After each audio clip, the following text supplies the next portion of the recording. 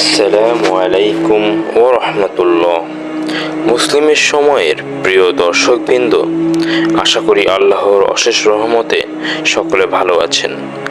আমি ইয়ার সাগর হাওলাদার আজ আপনাদের কাছে উপস্থাপন করব হাদিসের গল্প শিক্ষা বিশেষ পাঠ পর্ব 7। আজকের আলোচ্য গল্প ইব্রাহিম আলাইহিস সালাম ও সারার ঘটনা। আউযু বিল্লাহি মিনাশ শাইতানির রাজিম। বিসমিল্লাহির রহমানির রহিম। ইব্রাহিম আলাইহিস সালাম ও সারার ঘটনা। হযরত আবু হুরায়রা রাদিয়াল্লাহু তাআলা আনহু এর বরাতে এই হাদিসটির বর্ণনা আছে। তিনি নবী সাল্লাল্লাহু আলাইহি সাল্লামের কাছে নিচের ঘটনাটি শুনেছেন। ইব্রাহিম আলাইহিস সালাম সারাকে সঙ্গে নিয়ে হিজরত করে একটি জনপদে প্রবেশ করলেন। সেখানে এক অত্যাচারী শাসক ছিল।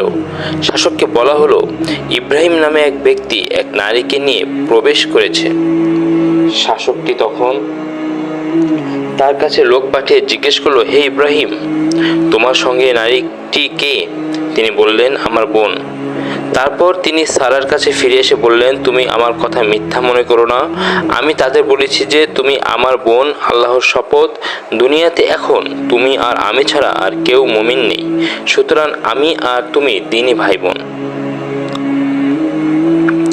এরপর ইব্রাহিম আলাইহিস সালাম বাদশাহ নির্দেশে সারাকে বাদশার কাছে পাঠিয়ে দিলেন। বাদশাহ তার দিকে এগিয়ে এলো। সারা উজু করে নামাজ আদায়ে দাঁড়িয়ে দোয়া করলেন, হে আল্লাহ, আমিও তোমার আর তোমার রাসূলের উপর ঈমান এনেছি। আমার স্বামী ছাড়া সবার থেকে আমার সতীত্ব রক্ষা করেছি। তুমি এই বিধর্মীকে দিয়ে আমার সতীত্ব হরণ করিও না। বাদশাহ বেহুশ হয়ে পড়ে মাটিতে পায়ের আঘাত করতে লাগলো। সারা বললেন, হে আল্লাহ, লোকটি মারা গেলে তো লোকে বলবে মেয়ে মানুষটি ওকে হত্যা করেছে। তখন সে সংজ্ঞা ফিরে পেল। এভাবে 2-3 বারের পর বাদশাহ বলল, আল্লাহর শপথ, তোমরা তো আমার কাছে এক শয়তানকে পাঠিয়েছ। একে ইব্রাহিমের কাছে ফিরিয়ে দাও। তার বদলে হাজেরাকে উপহার হিসেবে দাও। সারা ইব্রাহিম আলাইহিস সালামের কাছে ফিরে এসে বললেন, আপনি জানেন কি, আল্লাহ বিধর্মীকে লজ্জিত ও নিরাশ করে তিনি এক বাদীকে উপহার হিসেবে দিয়েছেন। সহিহ বুখারী হাদিস 2217।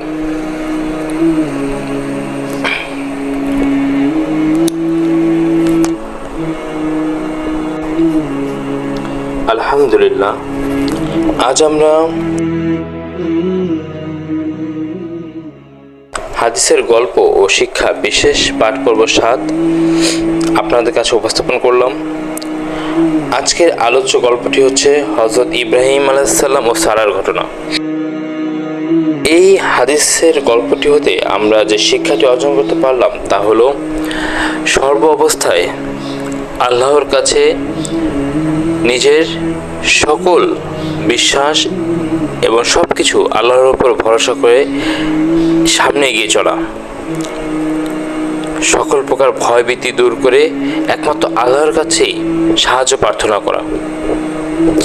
আর আল্লাহ তাআলাই আমাদের একমাত্র সাহায্যকারী এবং তিনি আমাদেরকে সকল প্রকার বিপদ আপদ থেকে, বালা মুসিবত থেকে হেফাজত করবেন ইনশাআল্লাহ।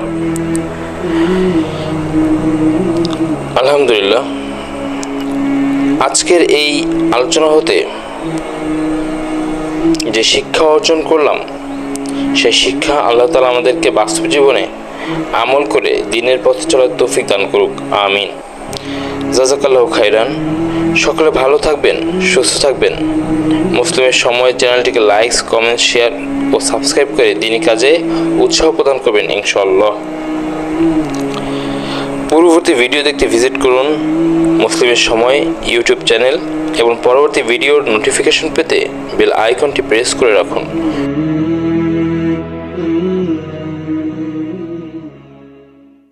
আসসালামু আলাইকুম ওয়া রাহমাতুল্লাহি ওয়া বারাকাতুহু।